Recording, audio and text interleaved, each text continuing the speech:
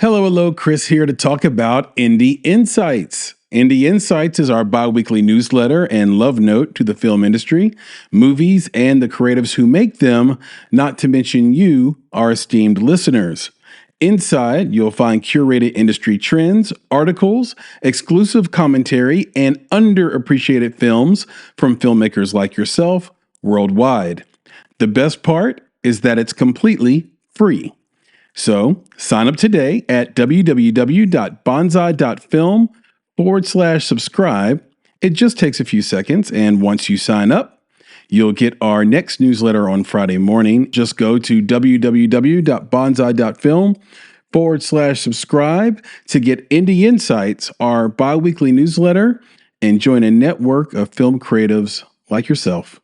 One more time, that's www.bonsai.film/subscribe to get Indie Insights for free.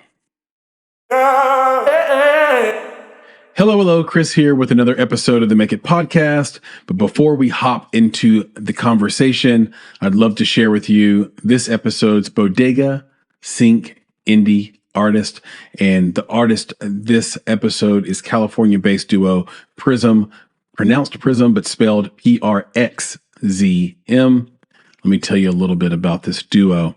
Since their inception, Prism has been enthralling global audiences with their distinct fusion of 80s infused synth pop. Emma and Nick, that's the duo, have consistently transformed their craft, blending mesmerizing vocal performances with ethereal synths across 4 EPs and an upcoming album. The track this week is called In a Way, and In a Way paints a sparkly, ethereal dreamscape that almost hypnotizes you out of feeling the emotions the lyrics invoke. It's an ode to a healthy breakup, if there is such a thing, or a healthy end to something that never was or never could be. So do go out, support Prism. I hope you enjoy the track In a Way. You can find out more about Prism at their website at prxzm.com or on Instagram at prxzmusic or on TikTok at prxzm_. So Prism_ on TikTok. So without further ado, please enjoy this indie talk with the one and only Nicholas Buggs and yours truly.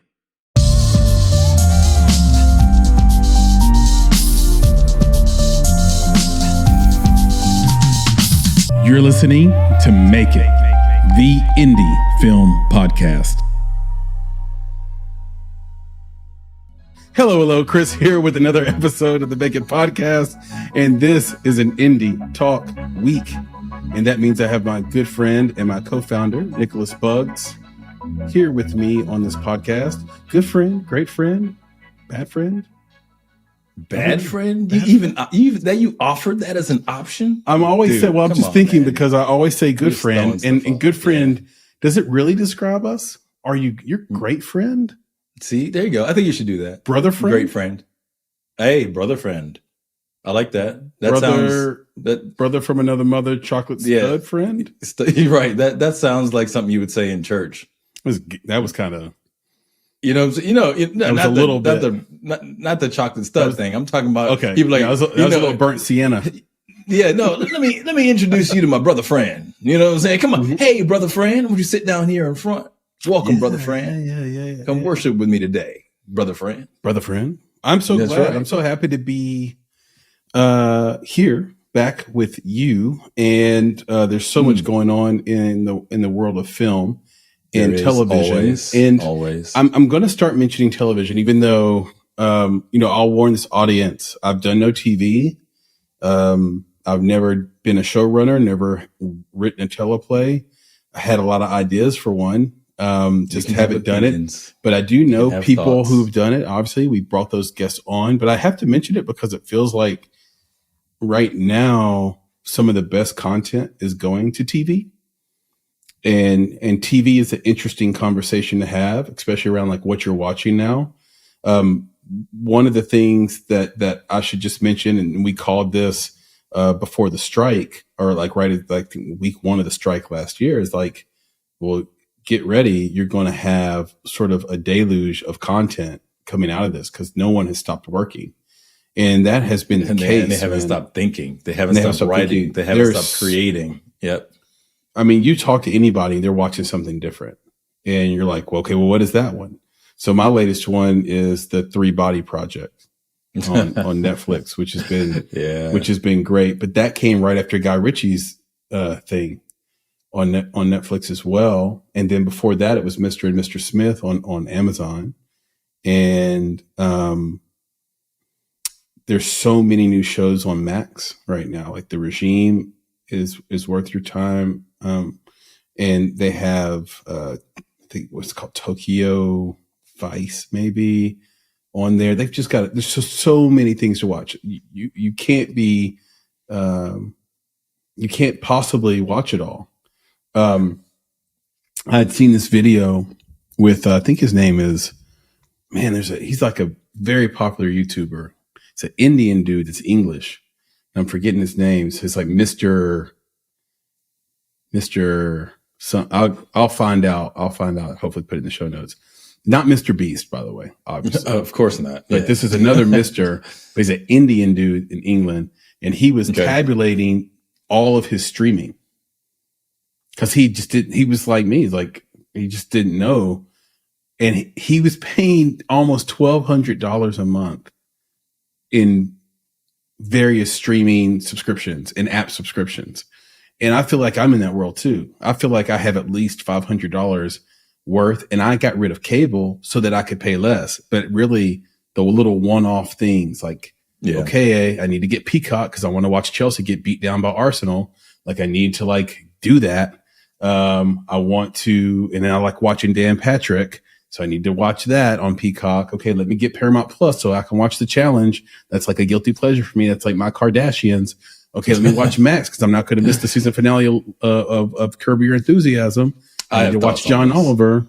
Let me go ahead and get that Showtime so I can finish watching The Chi, or whatever's like. So it starts to absolutely snowball. So anyway, all that to be said, got to mention TV. Along with film, because I think all the creatives go in there. Yeah. Before you move on from that, I want to share my thought on that. So yeah, please.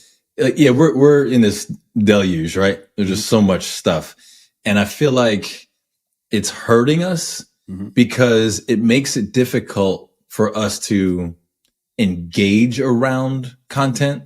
What I mean by that is that like you're watching A, B, and C, but I'm watching 1, 2, and 3 because there's just so much on stuff. A, B, and C. There you go. I like what you did there. So it's like there's so much stuff that it's harder for us to have a conversation, right? You're like, oh, The Chi was this. Which one would you cancel out all right now? Well, there you go. Well, my kids watch that. So for me, it's like it's difficult. Like what are you supposed to talk about? What are you watching? And then there's so much stuff that you start to bounce from one thing to the next. So you might be on, let's say, The Chi, and you might be like, okay, I'm gonna watch The Chi. I'm gonna watch every episode. I'm gonna stick with it. But then you got a lot of people who are just like, oh, watch like episode 1, and then you go to the next show and watch episodes 1 and 2, and then you hear from your friend, hey, you got to go watch this other thing, and you start watching that, and there's just this chopped up experience that absolutely isn't about, I don't know, the storytelling. It's not about the characters. It's not about really you having this, what do they call it, the parasocial relationship with these characters. It's just like content. Your whole point is to be entertained in the moment, not to really experience this and experience it with other people like we used to when, hey man, there's only 5 things out at a given time. So everybody in the world was watching those 5 things and all the conversation was about those 5 things. So yeah, I think there's just so much that it gets hard to have a legit conversation about any one piece of content. Seinfeld mentioned something about that this week. I talked to you about that. This idea of like not getting around the water cooler anymore to talk about the film we all saw. But before I say that, I will say that we have said many times on this podcast that innovation is simply bundling and unbundling. So the bundling and unbundling of things tends to be what gets called innovation, right? In entertainment.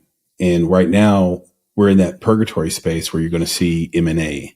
So what happens between bundling and unbundling, mergers and acquisitions. So between unbundling and bundling is mergers and acquisitions. That's where we're at right now. We're going to see a lot of that activity in the next, say, 12 to 36 months. Once that happens, then it won't make sense.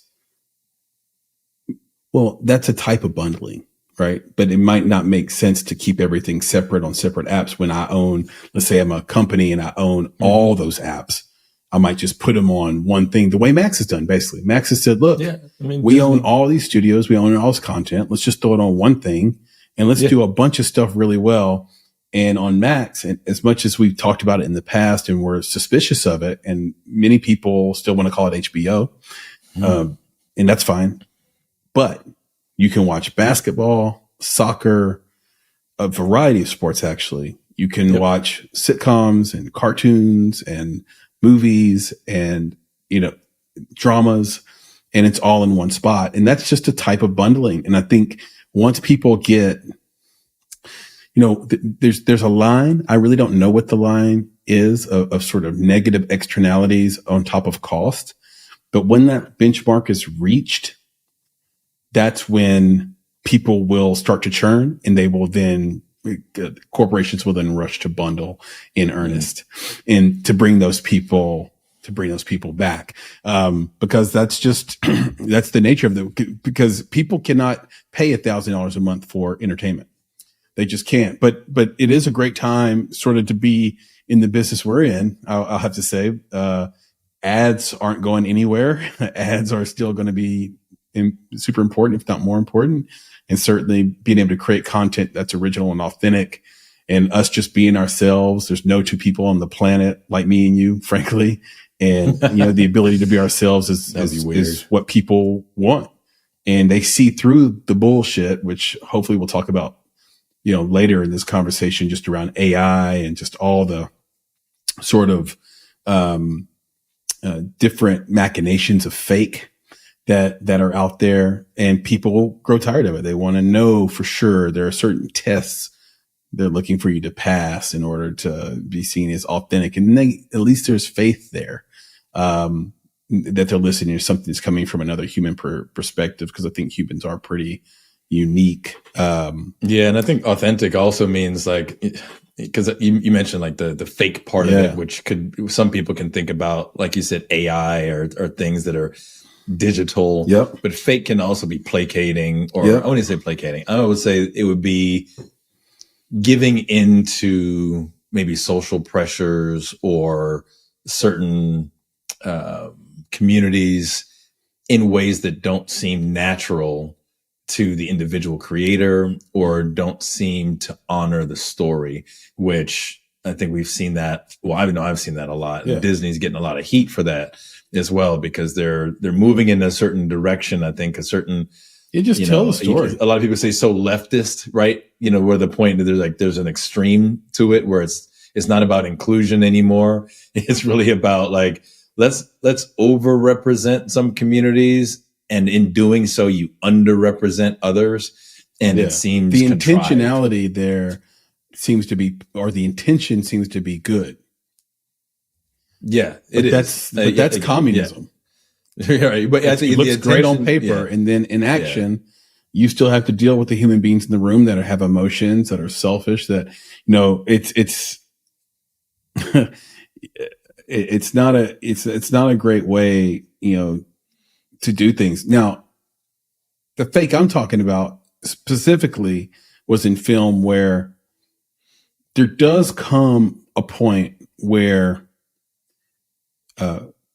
people no longer value when that superhero punches that other superhero, because it's so almost digitally preposterous in a way.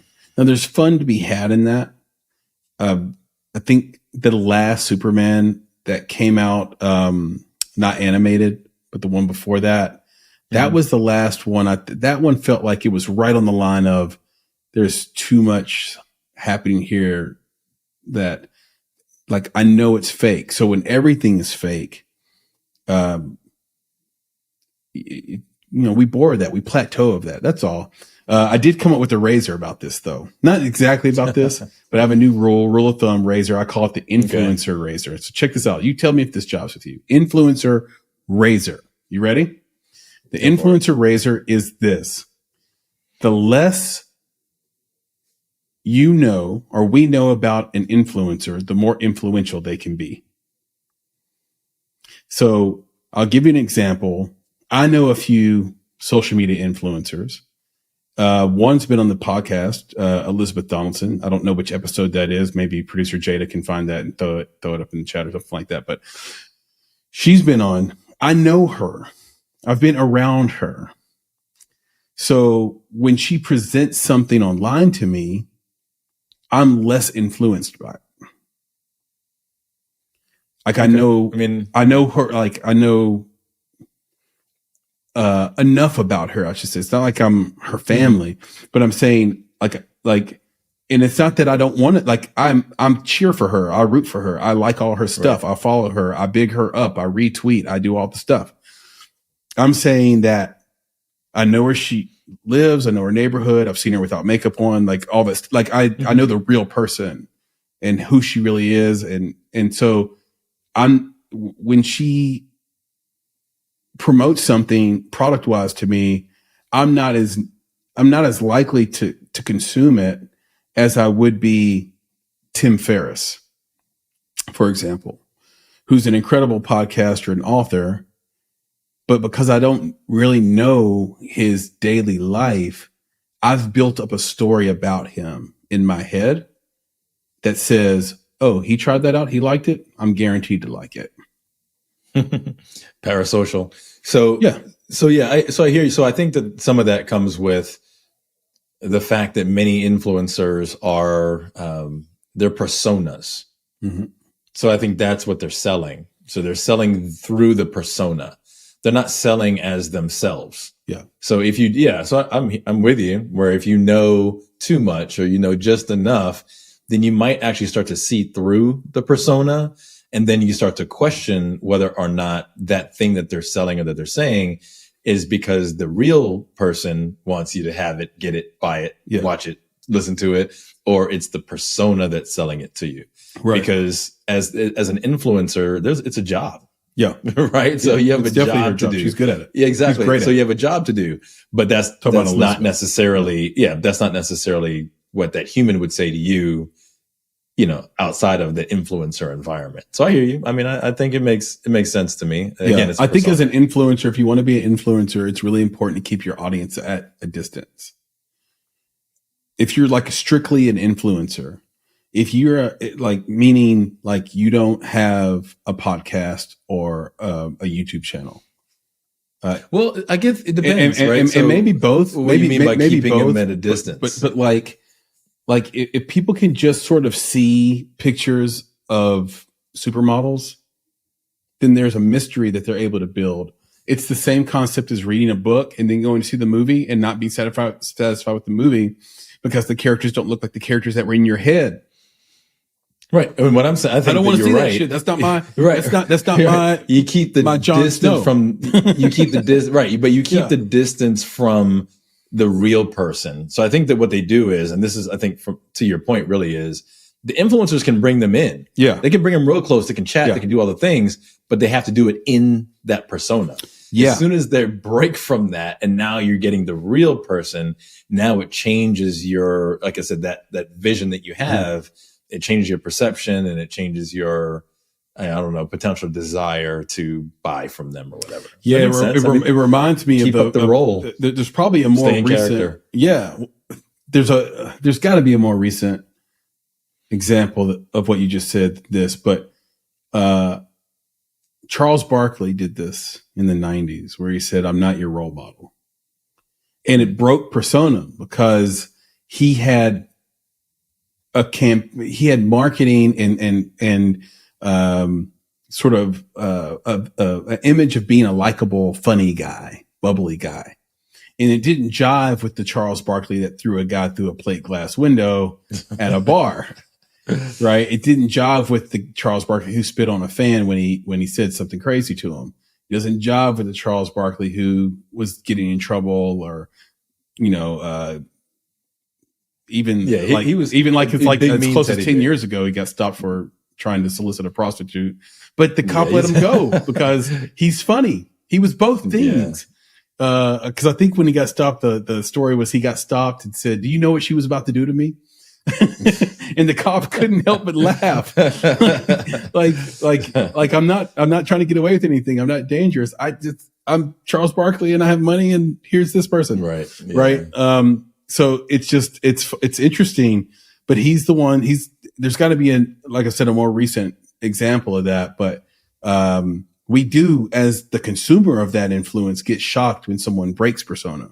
Yeah, and then we have to decide: do we want to like? Do we want to like know the person? Do we like the persona?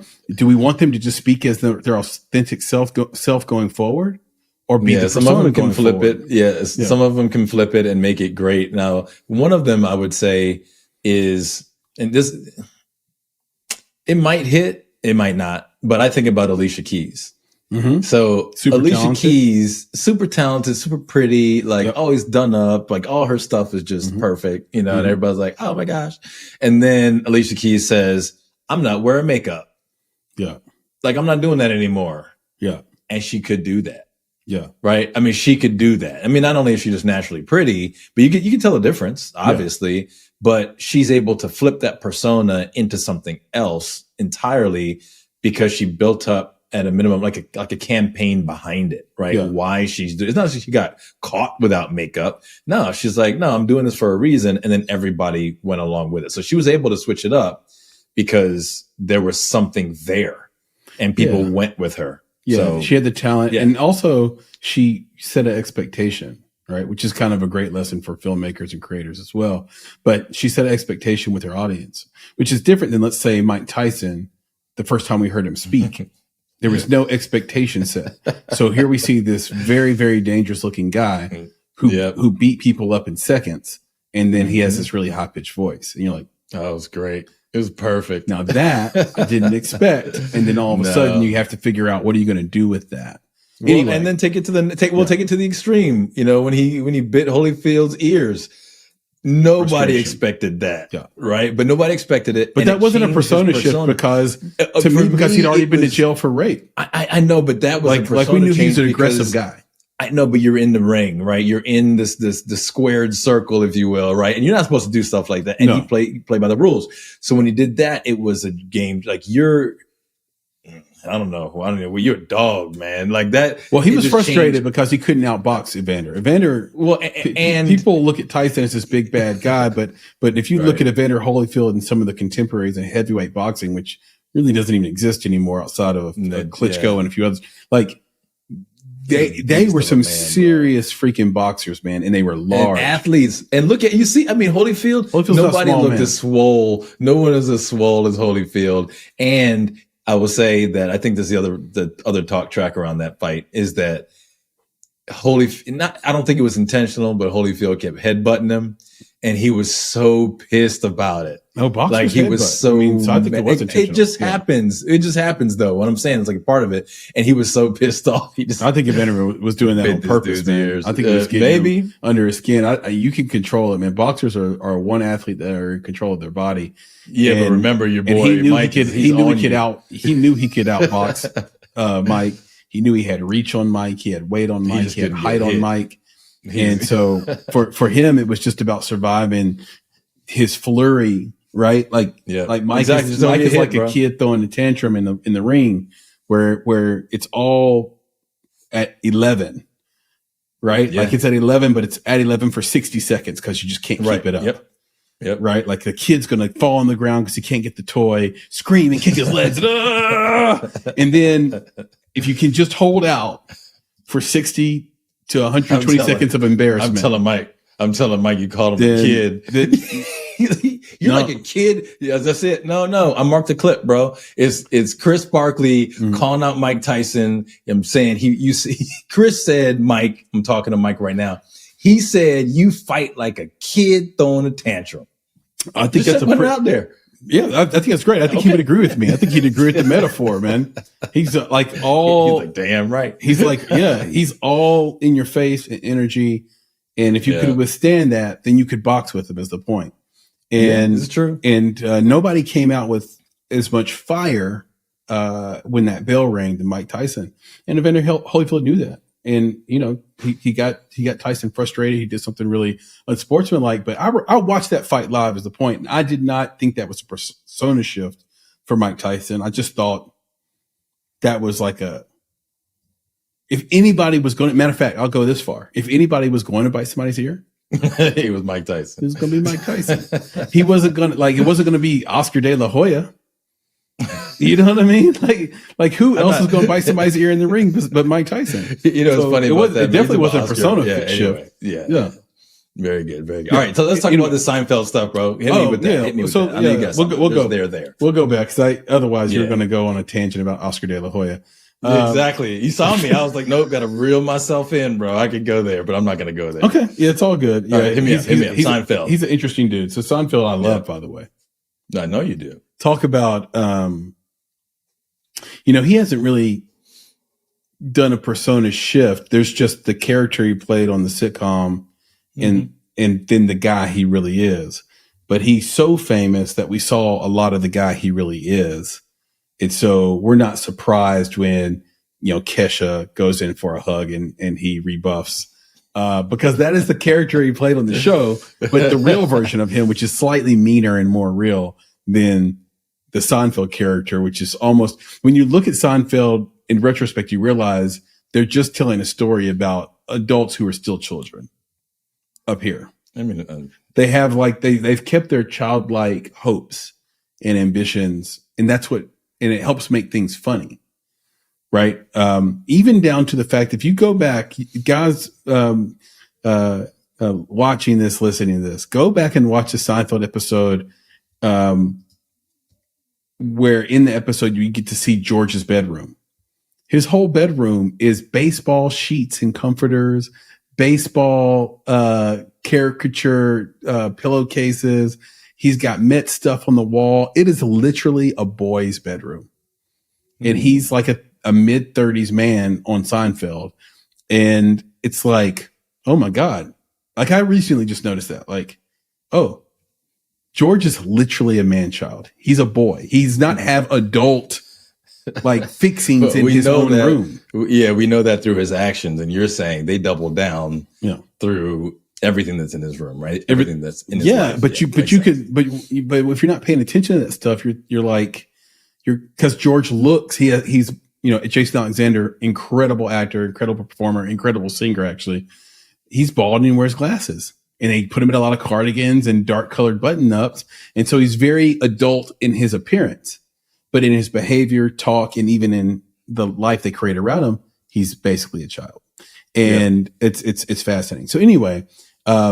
Jerry this week came out and said movies are dead, as he within the same it's over within the same breath that he's promoting his new Pop-Tart movie, and I cannot wait to watch that. And as a Seinfeld fan, I know he's obsessed with cereal, but I think a lot of people saw that on social media, especially the clip that was sort of pulled from Variety. It was a GQ article, but they pulled that quote into Variety, and then just that quote hit social, and it was sort of out of context, to be fair to Jerry.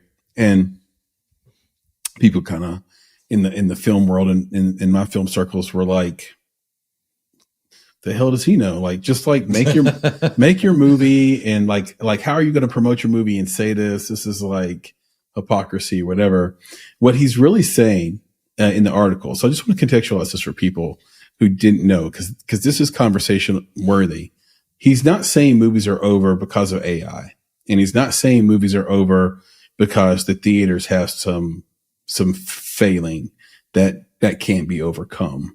Because in the quote, and I need the exact quote in front of me, but in the quote he mentions everyone used to go to the theater when something was good. Mm-hmm. They would tell someone else it was good. They would all go to the theater and we'd talk about it like sort of water cooler talk. And that was the movie, the theater experience. And so his critique isn't that theaters are doing something wrong, or AI, or that studios are doing something wrong. His critique is that the audience is lost, and therefore movie makers are lost. because they're trying to figure out, what do we do? How do we get this audience we used to have? How do we get this attention back that we used to have? And, Jerry, to me, having read a lot of his stuff and consumed a lot of his material, he's kindly saying that we're stupid now. Like we're dumb. We do dumb things. We're bifurcated. We are attention starved, both for attention, and we give our attention away easily. And people don't, people don't know what to do with the time. I think, okay, here's the exact quote. Thank you, producer Jadish. The exact quote is, film doesn't occupy the pinnacle in the social, cultural hierarchy that it did for most of our lives. When a movie came out, if it was good, we all went to see it. We all discussed it. We quoted lines and scenes we liked. Now we're walking through a fire hose of water, just trying to see. And I like the visual of that. Like, what he's saying is that fire hose is social media. It's streaming apps. It's everything. It's everything that pulls at our attention all the time that we just can't get away from, because basically creation of content has been highly, highly democratized and continues to get even more democratized. And we're the mark. And, we'll always take the cheap dopamine hit over sort of a tempered approach to, to our content and curation of our content, right? Like, well, we're always the kid that eats the marshmallow right now instead of waiting to get 2 marshmallows later. And films is a 2 marshmallows later deal. I see it. Yeah, I see it as like, so yeah, I'm with him on the fire hose thing. I think it's just basically the idea is there's just so much coming at you. Yeah. Right. But I kind of see it like almost like a little bit differently. We could take it back to like the rom-coms, right? I think there's one movie now they're talking about, I don't even know the name of it. They're like, yeah, it might be bringing back the rom-com. Rom-com is like on life support right now. Is Katherine Heigl and basically, right. She should be. Mm-hmm. So what basically, if you take the rom-com, who went to a rom-com? It was couples went to rom-coms. Mm-hmm. That was the idea.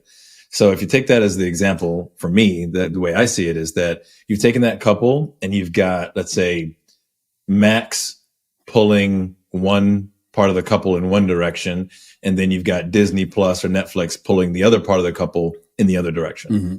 So now they're not walking together. Yeah. And that's what's happening with the movies, is that everyone is so pulled in all of these different directions. They're not going to that singular movie anymore and talking about it together. So now you take that and look at a community of people, right? A community of people used to all go to the theater, and everybody talked about that movie outside of the theater afterwards. You could hear people talking about it. Now there's so much stuff. Even when you go to the theater, you got half the people are at home because they're not coming, right? So they're talking about their own stuff. People in the theaters are all going to see different things. And you don't get that swell of conversation that we used to have about individual pieces of content.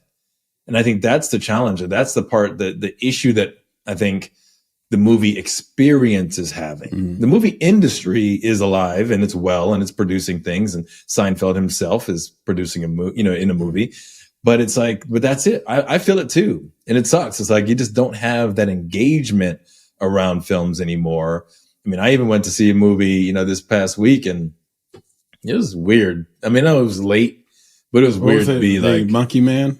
Yeah, I wanted to see Monkey Man, and it was just. I had an early screening to Monkey Man. Yeah, and I know it's not top of mind for a lot of people. Yeah. Oh, okay. So Monkey Man isn't necessarily top of mind for people, but I just tell you, there were only 4 other people in the theater. Whoa! And 2 of them left early. So. Whoa. Yeah, so it ended up being just, the 2 of us and the 2 of them. And now, is this a movie problem or is this a Maryland problem? That's the question. Well, I don't know. You know, it's hard for me to tell. Is it even a theater problem? I mean, the theater I went to is one of the, higher end theaters, where we there's a lot of foot traffic. There's a lot of stuff in there, but it's also depends on which. I went on a Monday. I think it not was the bourgeois, right? not the bourgeois theater. Exactly. The upper crust. Exactly. The upper crust of we have different theaters near Maryland. Go here. So I think that also where's my napkin, napkin, day. The day that it was on, it was also a wipe factor. It wasn't my anus, sir. What is even happening right now? No, I'm kidding. No. So two people left. So it was you and some other. Did you go by yourself? No, I went with my daughter. Okay. And then there were two other people who were there. So anyway, but that's just getting back to it. I think that's the challenge that Seinfeld is talking about, is just there's so much stuff that we're not having those conversations, and it just doesn't feel the same anymore. Was the movie bad? Quoting lines. Because now we're getting to a conversation. Because I want to know about the movie, because there could be word of mouth. Could be. Well, I think that's what's the Metacritic review on this? So that's a factor here. And if you want me to go there, I'll go there. Okay. I had planned on maybe talking about it. So let's talk about it. Yeah, talk about whatever you want to talk about. Wait, I'm here for you. I'm not here for you, but are we done with the Seinfeld thing? Did we put a little cap on that? Did we feel good? If you had a point to make that's related to Monkey Man, please let's hear. Let me continue on that point. All right, let's drop the Monkey Man. So it was really interesting. The Monkey Man tie-in. It was a really good experience because I went with my daughter. Right, like it was great. Like we it doesn't matter what we see. It's just awesome. Right. But we had a lot of conversation about that movie, and I won't get into it because it's like a personal critique about different aspects of the film and the storytelling and even the violence. There's just a lot of stuff. Like we talked for a good hour and a half about issues we had with the film. Okay, but I want to get back. Do you want to contextualize the age of your daughter so that people don't think that you're a bad parent? I took my 7-year-old. No, she's 22. Okay, so here's the thing. Okay. Earlier we talked about fake, right? And then also like the audience's perception of fake. So this isn't, necessarily a spoiler or anything that's been out in the news. Dev Patel has talked about it, but there's a theme in the film about underrepresented communities. And one of those communities that he represents in this film is the trans community. Sure. And he has his own reasons for doing that. That's fine. That's on him, right? It's his film. But for me, and actually for my daughter, it felt fake. It didn't seem like it fit with the story, right? It was like we were literally like, well, why are they trans? Right? Why did they? It's like when you find out group, China's really positively viewed in a movie. Like, what's going on? And then you realize, oh, China funded it. Right. So exactly. So, but that's the type of stuff you wanted to know, and that's our thing, because that's where we came at it. We were like, there had to have been a reason that we don't know about that this specific community was represented in this movie, when it didn't seem like this fit this story at all. Right. It was so odd, like the whole thing. So that was the issue with it for us. Is like it took the movie in a different direction, where now we're trying to figure it out. Like I'm not watching it just to watch it, enjoy it. I'm like, what is that? And you're waiting for something to happen to explain why this group of people was in the movie and why they played this part. So you're waiting for it to happen. It never happens. Like there's no explanation as to why this specific group. So you're like, when you and I are talking to filmmakers about scenes in movies, and you're like, look, if you don't need this, cut it out. Like if you can cut this out and it doesn't change the movie, cut it out. Yeah. Right. You don't need that. Yeah. Where it's like, they didn't need that to make. They already had an underrepresented community that was core, that was central to the movie itself, that they could have used. So adding that made no sense to me. And so same thing for my daughter. We're like, so it felt fake. It felt contrived, and it affected our view of the movie. Again, lots of different storytelling things in there that we were just like, really? I mean, at one point, I think I actually said that in the movie. I was like I said, for real? Like, he was like, really? They did. It didn't make any sense. So anyway, but it was a good experience for us. We enjoyed watching it. But at the end of it, like I said, it was legit an hour and a half talking about things that we didn't agree with, either stylistically, storytelling wise, that just didn't work for us. Well, it's interesting that you bring up that theme, and I do want to see Monkey Man. I do like Dev Patel. I'm curious why the two of you chose that movie out of all the other movies to watch. But I have to ask her. She asked me. She was like, "Dad, I want to see it." I was like, "Okay." Well, like I've been trying to reconcile some of these things in my mind for a long time, and putting sort of blinders onto the hyperbolic stuff that you see online, on social media, in terms of sort of trans themed things. And, since we've had Alex Schmitter on a year or so ago, he's coming on again. Shout out to Alex Schmitter. I've been trying to reconcile what he had told me on that interview versus what we see out in social media and in movies. Though there's a giant divide between those two things. And I've been trying to bridge that for a long time. And it's really hard to bridge. And just to clue the audience in on that, basically Alex Schmitter, who's a trans man, was saying, all I want to do is be a man. That's all. Mm-hmm. So outside of that, I don't need anything else. Like, I don't I just want to allow me to be in the body that feels comfortable to me. And then I want to go and live out my existence as a man. That's it. That's what I want to do. And so there are all these other sort of layers and machinations within that culture that don't align with that simple desire that I can completely jive with. Right. Yeah. And, maybe we can talk about that when he comes back on, but definitely. It's just interesting that at all costs, we need to put this in to sort of, even if it doesn't make sense in the story, and you're great at dissecting story, much better at it, in my mind than me, because I watch a movie first emotionally to see if it hits me in the heartstrings and in my mind first, before I look at sort of, hey, did that logically, did 2 + 2 = 4 there? And so, I trust your critique story wise on this. If it doesn't seem like it seems forced, it seems like it's made up. It doesn't. Yeah, it doesn't make sense. I don't understand necessarily why you would risk the profitability and the long-term viability, meaning the multiple exhibition windows over the fullness of time. Yeah, it's the goal. What's the goal of the film? This thing that messes the story up. Because we don't know the goal. And we don't know what the goal of that film was. And I hate to ever, I hate to ever say that one of these films is like a throwaway in any way. Mm-hmm. But I think that there's certain levels of the game where they can be. We did that thing and we got paid from this group and this group and this group to do it. It went to the theater, it did its thing. If it did well or not, we're moving on to the next thing anyway. And it's hard to, it's hard to ever say that because this was Dev Patel's debut as a director, and it's from Monkey Paw. I know, I hear you, but that's where my brain goes when stuff like this happens. And you know why my brain goes there? Because I believe that I'm a smart guy.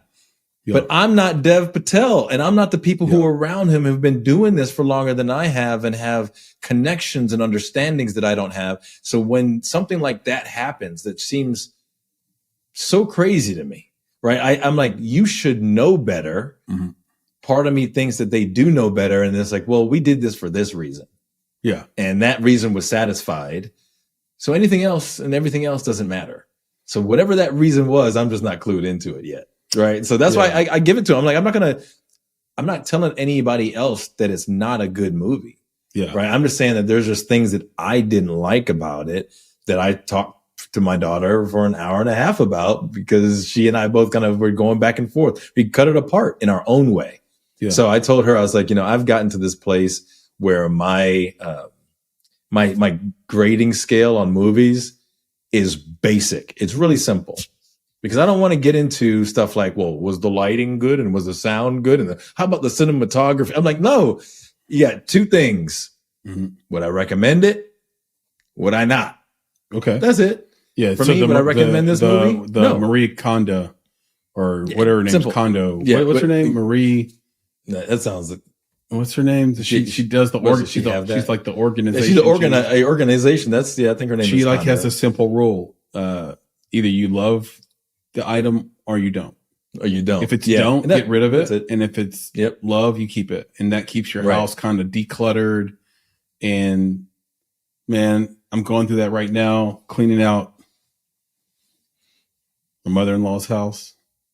Love her. Love it or list it. She's kept a lot of stuff. Yeah. A lot of stuff she doesn't love over the years. Yeah, I know, but and when things you have and memories when, attached to them. Yeah, but maybe not. Well, I didn't say love. I mean, I just said memory. Some of this stuff is like, some of this stuff is just old boxes of like manila folders. Like, what memory? But, but it's just, no, like some things also have future usefulness, bro. You never know when you're going to use those folders. You know what I'm saying? Yeah, maybe you'll use manila folders to save some young child. That's right. But this happens to us in entertainment too. We get a cluttered mind. We don't have that clean space because we don't have a simple rule like this. Do I recommend this or do I not? And my thing is, I think there is sort of a space to get into the minutia of a film, but only when you would recommend it. So I think your rule is at the top, or maybe at the bottom of the pyramid. Like if we want to take it from a Maslow's perspective, right? Like first things first, basic. Recommend or not recommend. Yeah. Okay. If I recommend, let's talk about the details of why I recommend it. And this is all sort of goes into sort of what it takes to polish and develop your good taste. If you just describe a movie as, I just liked it, then that's a very childish sort of like, that's what your 10-year-old says to you, or 10-year-old might say. Shout out to 10-year-olds. Like you think they're stupid. They are, but they also know what they like. They know they like the candy bar. They can't tell you that it's creamy and that it's got the perfect balance of milk and sugar, and they can't tell you anything like that. But because they just don't know, they don't have that. They're unpolished. They haven't developed their taste yet, but they know what they like, and they're very honest about what they like. They always say kids will say the darndest things because they just blurt it out. They just say the honest facts, and they don't know to sugarcoat it and have the decorum or whatever. And that's part of the dumbness, right? But but at least you get the honesty, right? And the simple answer. But I think as art, when we're talking about art, the simple answer isn't satisfactory, and it doesn't suffice. And if you're giving notes, it certainly doesn't help. That's a whole other thing. Especially if it hasn't been released or it's in post. People need to know exactly what to do to improve it and exactly why. And then what is your basis for that? And then even if you have examples of where that's proven to be smart in other films or in other contexts, that's really good to know too. So anyway. Yeah. And so I'm simple on that one on Monkey Paw Productions. I think they're, visually they're doing some things. I think Dev Patel's character, he's good at, basically there's one thread. He's a dope actor, man. Yeah, but in this one, you only see one side of him almost throughout the entire film. Yeah. And he's good at that one side, but that's something that I also thought was a little bit of a drawback for me, is that I don't get to see another side, which again was part of the story of the film that I feel like I should have seen, but regardless, anyway, that was Monkey Man. Marie Kondo, by the way. Shout out to Marie Kondo. Marie. There you go. She's the Japanese professional organizer and consultant. It's like when you watch her on TV, it's a fun watch. I'll say that. It's a fun watch. She found the bluest of oceans. Yeah, making piles of clothes. How great people. I mean, just think about this, man. The world is a great place, man.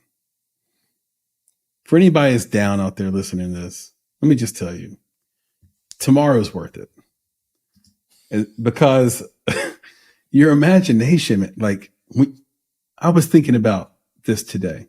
Because the NFL draft, we're recording this on 4/24, April 24th, Wednesday. So the draft is tomorrow, NFL draft. There is a job called quarterback. and it consumes millions of people's attention every year at this time. And we just made that shit up. we made it. We made a game. Yeah, it is. That's why I love that. What's that Fiona Apple line? He said it's all in my head, and I said everything is, isn't it? So like this idea that you can make a very, very, very, very handsome living being this thing we invented called a quarterback, which is a position in a game that we just created basically to keep rambunctious boys from tackling nuns in Catholic school in the at the turn of the 20th century. Like, what are we going to do with all these rambunctious boys? Line them up and have them hit each other. Run them into each other. Yeah, run them into each other. And then they came out with the ball like 50 years later. Yeah, the ball came later. The ball, right? Literally, the face masks and helmets came much later. So it did. So it's like Marie Kondo, man. I'm gonna be a professional organizer. I'm just gonna organize your shit. That's right.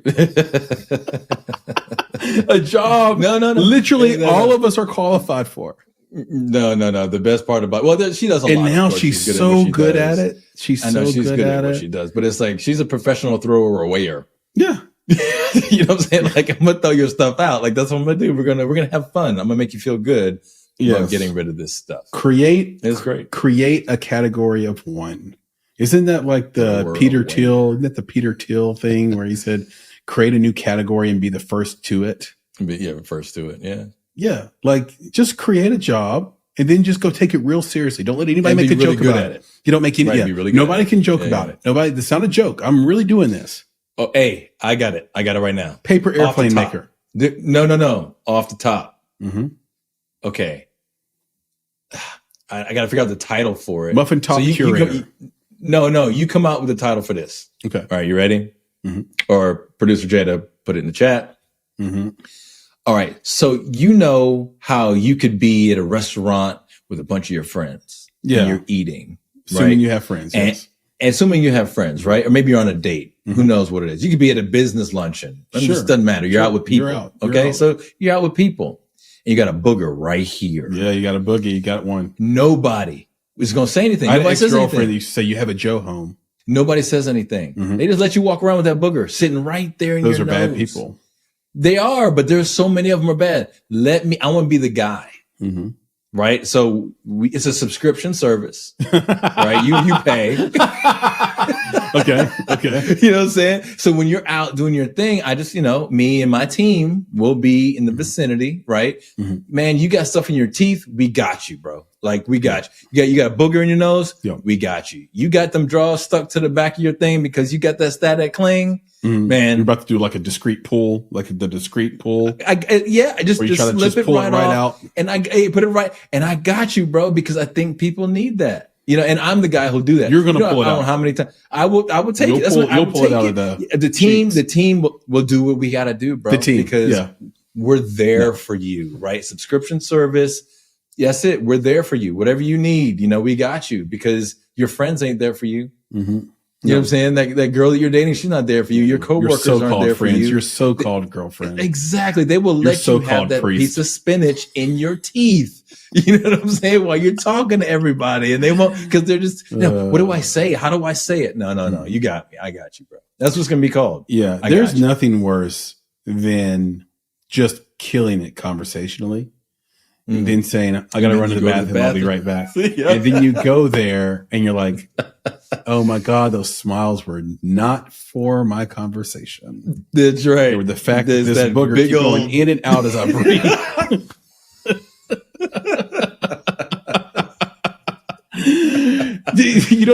You find that out, you don't even go back. There's only two reactions. You just leave. You sneak out the back door and never come back. Or you go there and be like, hey, I had a booger in my nose the whole time. Why did you tell me? The whole time. Now, exactly. As I get older, I've become that guy. I'm much more of a curmudgeon than I used to be. Yeah, but this messed up. Because I just have more confidence now, and I just don't care anymore. No, it's not just that, because I'm just going to say what it is. you would do that for somebody. I would. Right? I'd That's what I'm actually saying. pick You would do someone's that. nose for them. Exactly. And that's the challenge. Yeah. Is that you would do it and they wouldn't. That's why you get all Yeah. Well, okay. I'm with you. $59.99 a month. Yeah. Month Easy. is steep. The You'll, team. You'll never get that. I think. Yeah, we'll work it out. That's You too got to get steep. the right team. Yeah. You got to get the right You don't have team enough going. boogers and wedgies to Well, I think justify you that might, expense. You got to do something else. Maybe you got to type an email or two for them too. Maybe, make a little reservation. By the way, kind of thing. speaking of fake, plateauing on fake, BBLs. Oh, well. BBLs. We're tired of them already. Well, the thing It is, started out with like, we that, were amazed at first, right? We're like, oh my God, look at Kim Kardashian's BBL. Look at that.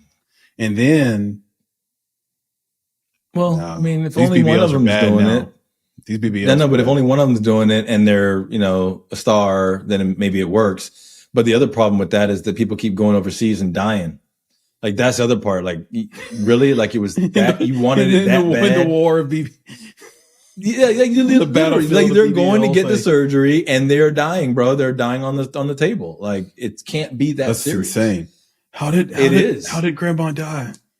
Oh, she went overseas. BBL. She was with a BBL, platoon bro.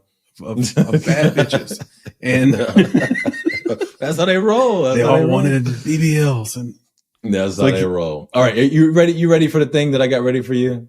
yeah. You ready? You ready for Shout that? out to You ready for that? BBLs. Shout out to Mike Tyson fighting Logan Paul, by the way, coming up soon, whenever it gets scheduled. That's going to be the biggest fight in the world. We're all going to pay for it. Anyway, go ahead. and I hope he goes in there like a petulant child, and He's going to go in there and knocks, just he's Paul going to out. do what he knows how to do, which is not try to knock that fool out in the first round. And if he can't, It's because gonna be- Logan it's gonna Paul's be a a large challenge. guy and he knows how to Yeah. box. He's not just a social media dude. He really knows how He's to a boxer box. now. Yep. So we'll see. If he makes it past 2 rounds, I might push my money in on. Well, I mean, you on have to. Logan. You'd have to. I I think it's Logan. I hope it's not Jake Paul, but it's one of the Pauls. Tyson's I think it's 60 years Logan old. Paul. Yeah, and he's All right. 55 Yeah, or 60. Yeah, you're right. Exactly. So, all right. This thing I still don't is- want to fight him. This thing is I love for you, Mike. Don't listen to what exactly. Nick said. Yo, Nick's talking- listen Nick's exactly talking what I shit. said. That's right, 100%. Yeah. But you'll get your ass whooped by an older Mike Tyson. I fight dirty, Mike. Yeah, that's right. Go straight for your nuts. Yeah, anyway, yeah. So here's the deal. Is this thing that I got for you, I created just for you. Mhm. And it's called First Feature Film. Okay. All right, got a little FFF going on in there. You're like, Mhm. that's called alliteration for those who don't know. Exactly, because I'm Mike Tyson. But for Mike Tyson to be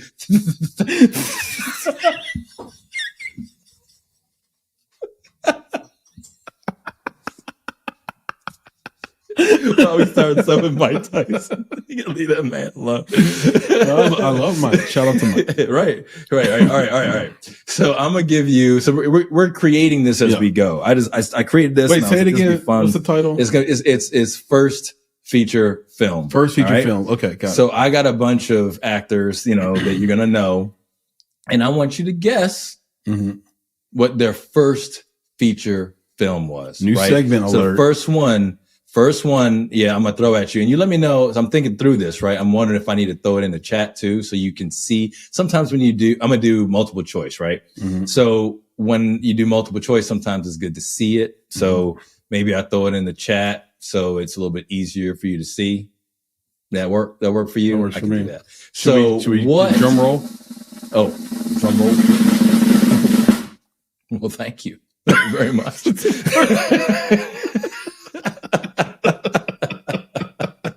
What a little ba-dum-bum. Yeah. All right. So what was Leonardo DiCaprio's first feature film? Was it A, Critters 3, Mhm. B, This Boy's Life, C, What's Eating Gilbert Grape, or D, Titanic? It's not What's Eating Gilbert Grape, because I believe the Basketball Diaries came before that. Certainly not Titanic. Titanic? It's certainly not pedantic. Right. It's certainly not a pedantic Titanic. So, folks, he's knocked out What's Eating Gilbert Grape and Titanic. Let's not be which leaves- semantic. Right. Which leaves This Boy's Life in Critters 3. I'm quite enchanted.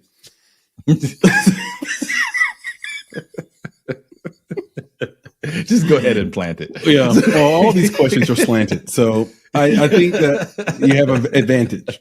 Right. All right, go. All right. Critters 3 or This Boy's Life. Hit me up. Which one? I'm going with Critters 3, sir. Critters 3. Okay. Well, you just happen to be right. All right, it's Critters 3. We got Leo DiCaprio. You know, he and I are boys. That's why I get to call him Leo. You can't do that. You didn't hang out with him like I did. So shout out to Leo DiCaprio. To you. Maybe my generation's best actor. There you go. Maybe. So now here's the thing. And here's the thing, Chris, about this game. Like, I want to give you like extra points, right? I want to work that too. Yeah. So what I want to do is I want to ask you like what year it was released, but I'm going to give you a range. Let's go just to say which decade. Can you do that for me? Well, Critters 3? Yeah. 90s. Boom. Critters was released in 1991. Yep. Look at you getting extra bonus points on that. Yep. Now I'm going to tell you to get more Critters difficult. 3. Critters, okay, you're going to tell me about Critters 3. I'm going to tell you about it because I was thinking about having you give me a synopsis, but that might be a little extra. Yeah. You know what I'm saying? I mean, I think you could, but this is what I was talking about earlier 3, about having so much information in your head and having consumed so much. Like we watch, because we're jurors on film festivals, I probably consume 200 films a year. I recently had to put together like my favorite films list for a couple of buddies. And the list started getting insane because things started coming to my mind. I'm like, of course. And it's not even exhaustive. I can't. So the punchline is this. I cannot tell you if I've even seen Critters 3. I'm sure I have. I can't remember. I couldn't have given you a synopsis. Yeah, you probably have. So released in 1991, Critters 3 is a horror comedy film directed by Christine Peterson. In the film, Leonardo DiCaprio plays the character Josh, a young boy who encounters small carnivorous aliens known as critters. As the critters wreak havoc in a rundown apartment building, Josh must find a way to survive and protect himself and his family from the deadly creatures. There you go. Bum, bum, bum. I like that. All right. So now we're gonna roll. We're gonna roll to the next one. You did a great job. Thank you. I know you would. Thank you, sir. That's why I created this for you, my cinephile. Thank you. All right. Jennifer Lawrence. J-Lo. What was J-Lo. Jennifer Lawrence's first feature length film? We are going with A. I'm mad at you. A. The Burning Plane. Kidding. B. Winter's Bone. C. X-Men First Class. Or D. The Hunger Games. To me, it's going to be The Winter's Bone, and I watched that the first time, and I thought she was unbelievable. I just couldn't believe how raw and authentic and powerful she was in the role. Winter's Bone is a movie that somehow over time has become underrated. I'm going to go Winter's Bone. Very good. The answer is A. The Burning Plane. Ah. All right. Now I'm gonna let you get a point. Get a point back, bro. Get a point back. Right. What decade was The Burning Plane released? 2000s. Okay. It's when it was released. You hit it on the nose, bro. What year? 2000. What year was it? No.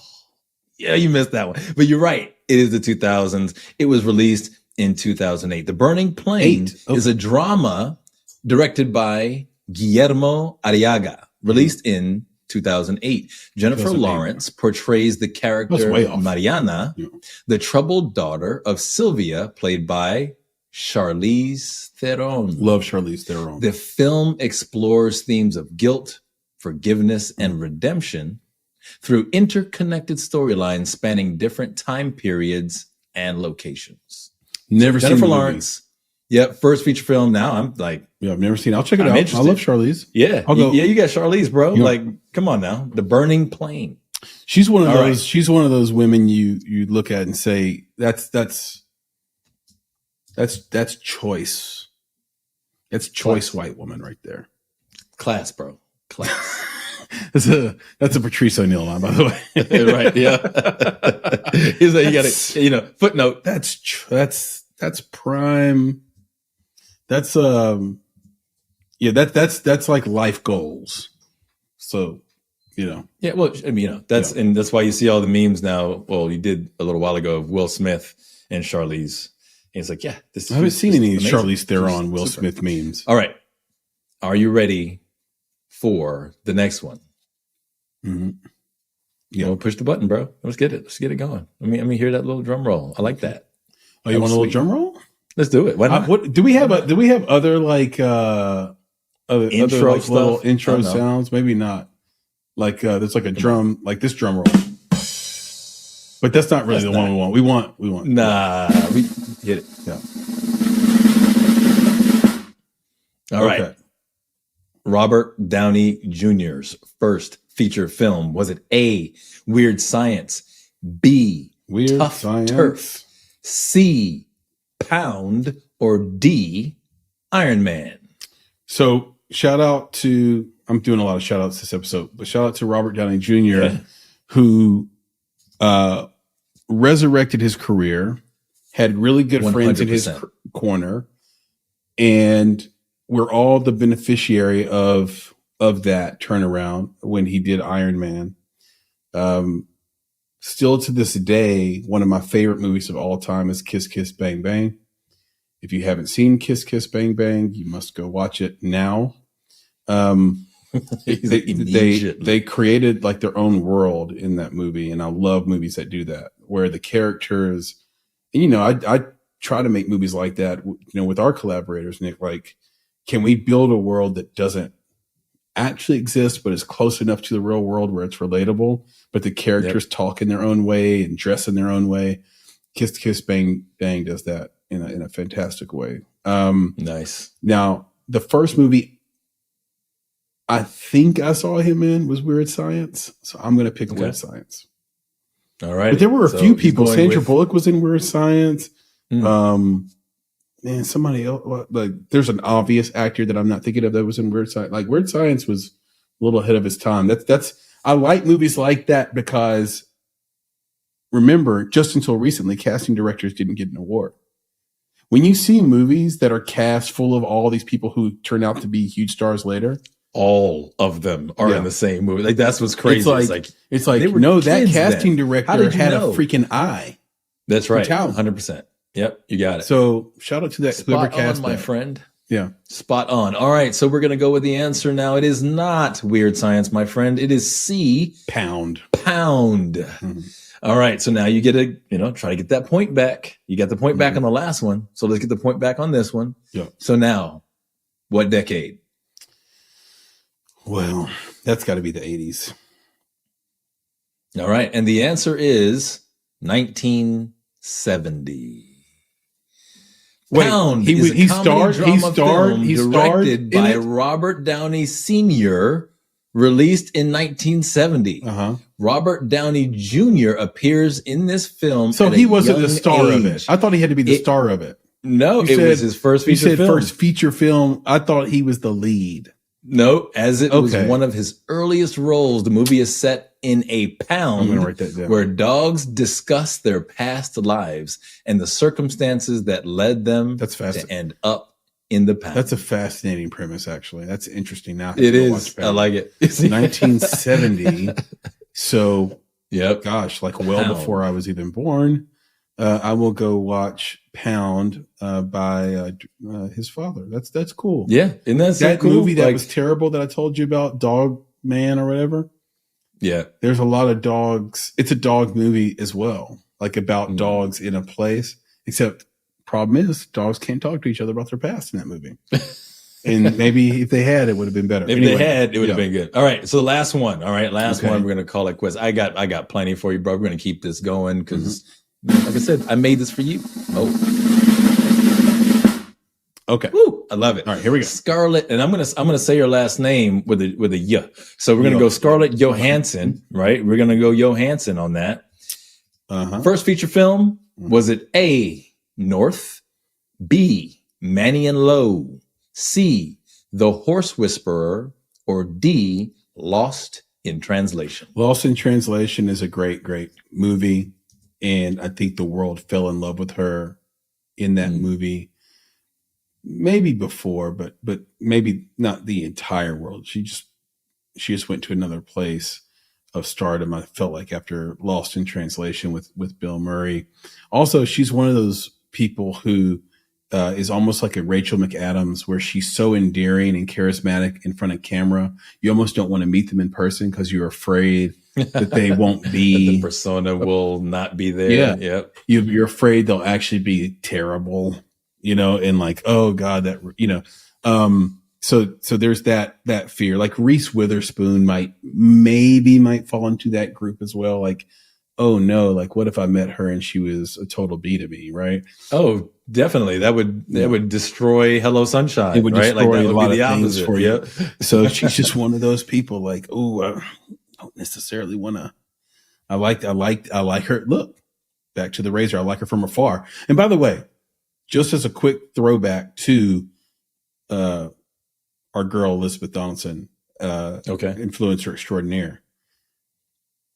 I want to add. I want to add to the razor, which is exactly. We'll work on it. We'll get the producers on it right away.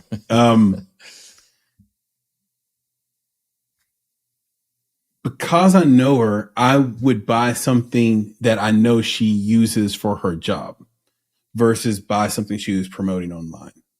Does that make sense? So instead of buying this pair of whatever or sneakers or shampoo or whatever, I would buy what she uses for editing. You would buy from her. You wouldn't buy from her persona. Right. Like if she said, like if I said to her, hey, what are you using to edit your stuff? Oh, I use this. This is how I use it. And I use these plugins or I use this tool. I'd be like, done. On it. In a heartbeat. Yep.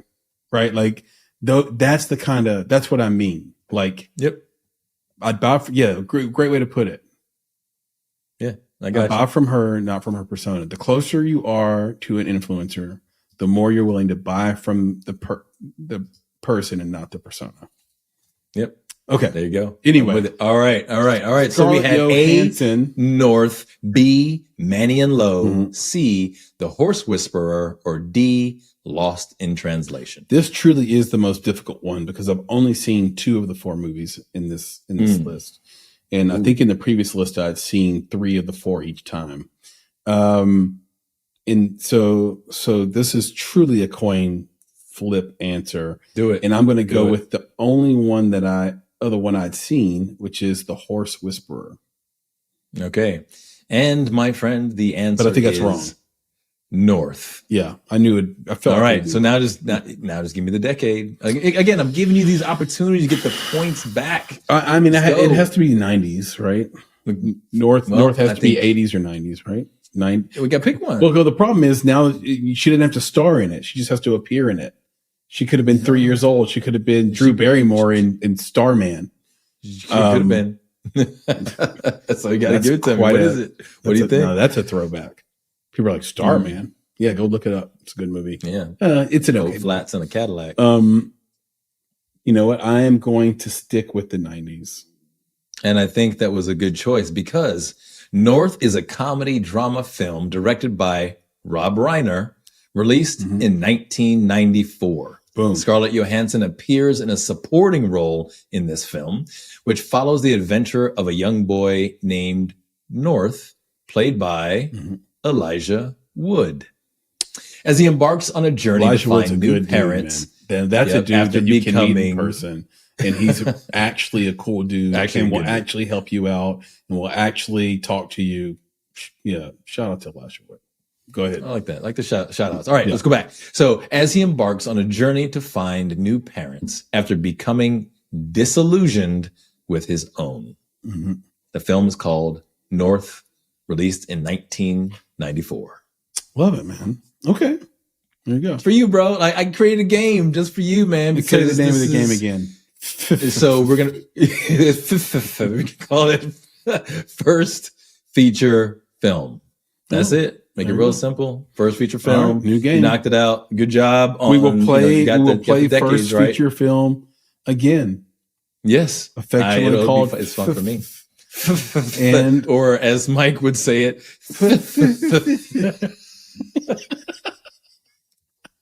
dang it. Oh, okay. And then one last thing before we shut it down. Yeah. We were talking about Seinfeld. Yeah. And like, you know, I knew movies are over. I knew you were going to talk about Seinfeld, and you know me, I can't help myself. Yeah. I can't. So I might have done something and got you a little something. The soup Nazi. Yes. Okay, so for those just listening, Nick is holding up a doll, a bobblehead. I don't even know if this head bobbles, but it's a doll. No, it's a Seinfeld pop. See, it's a Funko Pop doll of the soup Nazi. Yep.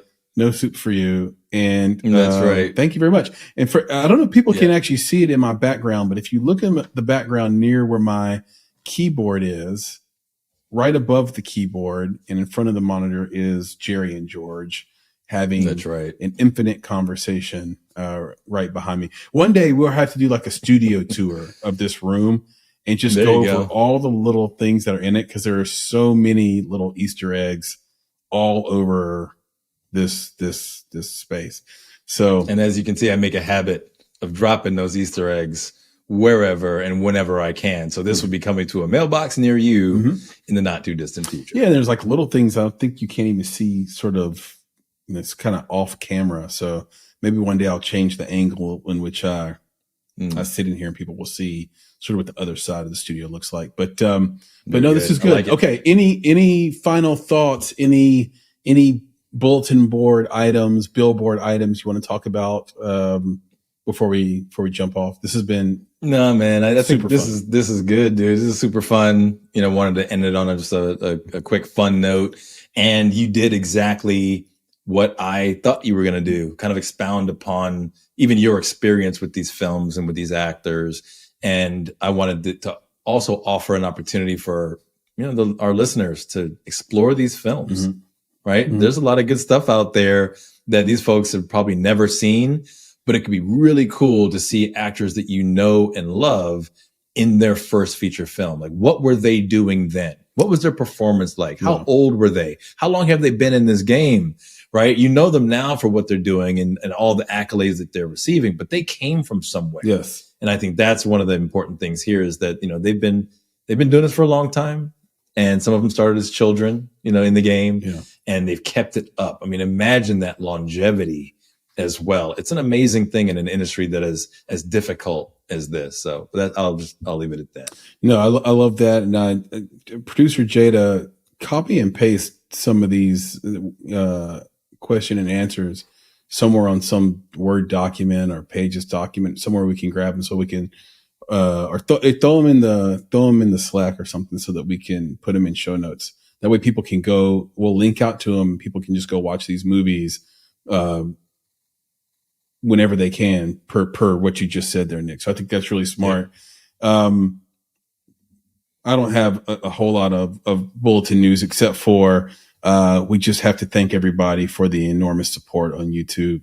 Our YouTube follows and subscribes have gone through the roof, by percentage at least, for sure. Right. And I don't want to be lame and talk about it, but it's just like I just want to thank everybody for the support and telling a friend and spread the word. We're going to keep making stuff that's true to film, true to us, and just do the best we can to support you, in your filmmaking journey, while continuing on our very own filmmaking journey and creative journey. So thank you. Speaking of which, short film that I made last year with Maki Dapp and a few other, the great Micah Sims, who's just on this podcast, Skakifis. We're going to release that soon on our channel.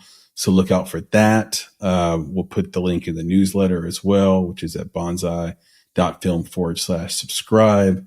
So do check out our newsletter along with all the other goodies we put in there. So look out for that coming soon. And we should have maybe one or two more short film surprises coming up. Probably hopefully in the next 4 months, at least two. Nice.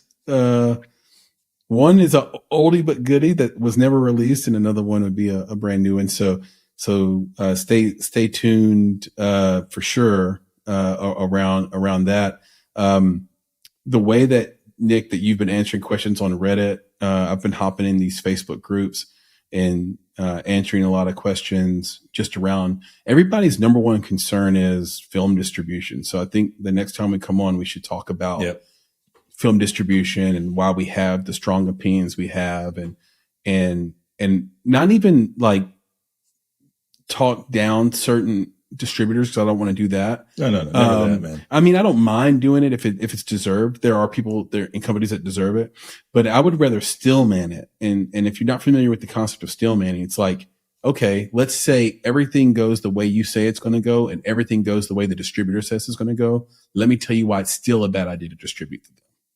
Well, yeah. What's the outcome? And what's the outcome, right? So I think we can do that for you. We've been there. We've walked that walk. So a lot of cool things on the horizon for sure. So keep your ear to the ground. Stay tuned. Stay tuned with everything that we have going on. No doubt. Apparel, got a lot of cool new t-shirts coming and hoodies coming very, very soon. The store is bonsai.film, and you can just click shop. And then we also have a partnership with Cotton Bureau. That shirt that you see Nick wearing, that Make It Atlanta, that nice red, it's soft, it looks great, man. You can pick that up yourself at Cotton Bureau, and then just search for the Make It podcast, and our shop will come right up. Great clothes, great hoodies, and it's buttery. It's buttery soft. Buttery soft t-shirts. So go check out Cotton Bureau and our shop there at cottonbureau.com.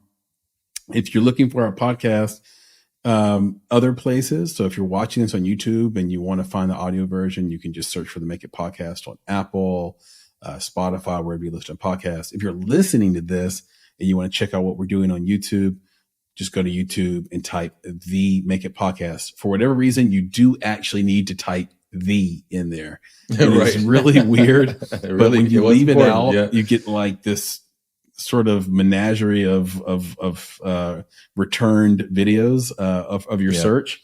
But if you type it goes right to our page. So the Make It podcast on YouTube, and check us out there. Please support every 5-star review on Apple and Spotify, and every subscription on YouTube makes a difference. So please don't subscribe, don't think it's share, a little thing. Yeah, it's a big thing. And last but not least, if you want to reach out to me or to Nick, you can do that in a variety of ways, but I'll just make it simple. You can reach out to us on social at _ Make It podcast. You can email at nick@bonsai.film, and you can reach out to me directly on X, on the X platform at Flame in Your Heart, or just search for Chris Barkley, and I will come right up. We answer 100% of those questions, queries, and really comments, anything you want to say. It could be critiques, it could be bigging us up, whatever you want to do. But we respond to all of it. So again, super appreciate all the support. This is so much fun. I love doing this. And with that, Nick, can you please leave us with the credo? Yep, of course. And the folks who are just listening, you got to jump on YouTube, because you just got to be part of the joy. The laughter, the joy, of course, the soup Nazi. You can't see him on our podcast. So come over here, join us on YouTube as well. But with that, I got to say to our friends, our family, our followers, our fans out there, be better, be creative, be engaged. And thank you for listening. Nick, talk to you soon. Yes, sir. We'll do this again, man. We'll keep it up. All right. Peace. All right, brother. Thank you, producer Jada. Seems like we never got a chance. Every time kept losing our balance. How long can we hold out our hands?